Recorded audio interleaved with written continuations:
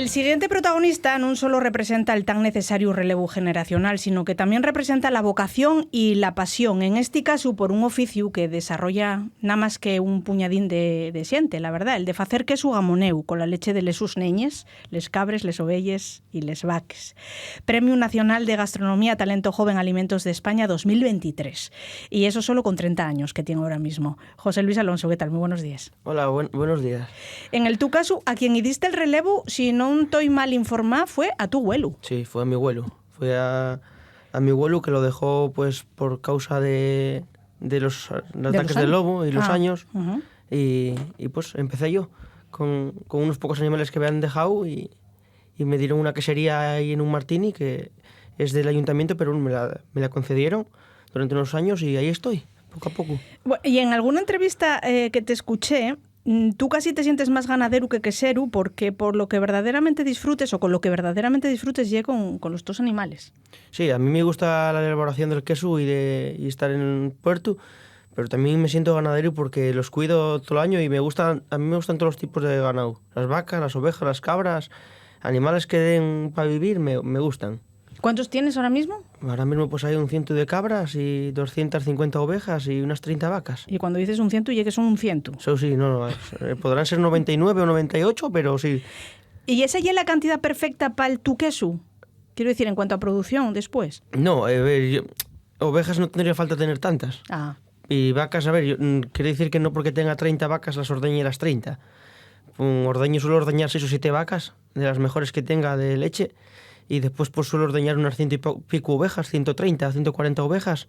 Y cabras, depende cómo sean las cabras del año, como venga, si paren bien o no hay muchos ataques y eso, unas 40 o 40 y pico cabras. ¿Más o menos cuántos quesos haces por temporada? Hostia, ahora no te lo suelo calcular, pero suelo hacer 3 diarios, 3 todos los días, desde junio hasta septiembre. Salen un porrón de ellos, ¿eh? Sí. 90 por 3, la producción no la puedo hacer... 270, por sale ahí. No se puede hacer muy grande la producción porque la cueva ella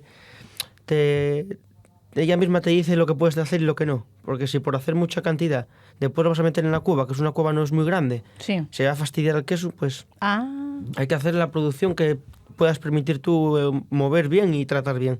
Oye, José Luis, ¿hay quien te eche una mano en esto o estás tú solo?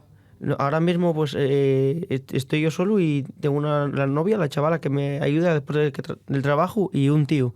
Uh-huh. Un tío que también me ayuda muchísimo. Bueno, si no fuera por él, no podría... A tú no se puede. Ya. No quiero tampoco colgar ninguna medalla de que como si fuera un fenómeno, pero atenderlo todo cuando están pariendo las ovejas, las cabras y las vacas, quieras o no, para atenderlo bien, Sí. Lleva tiempo. Claro. ¿Cómo fue este año pasado, 2025? Fue un buen año. El queso, yo para mí, influye mucho la temperatura. Mi abuelo siempre dijo que con la climatología y todo eso que no se puede luchar. Entonces, pues con el tema del calor y todo eso, el queso, quieras o no, pues sufre. Si tiene muchísimo calor, yo prefiero hacer el queso con frío que con calor. Porque tú al calor tienes leña. En el ahumadero prendes fuego y tú vas poniendo la temperatura.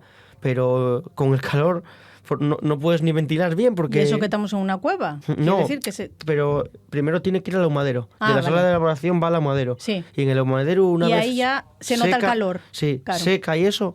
Entonces... Pero bueno, no me quejo. Yo nada más que pido una cosa.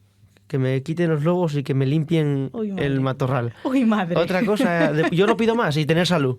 Tampoco soy egoísta, yo creo, ¿eh? No. Bueno, vamos a ver.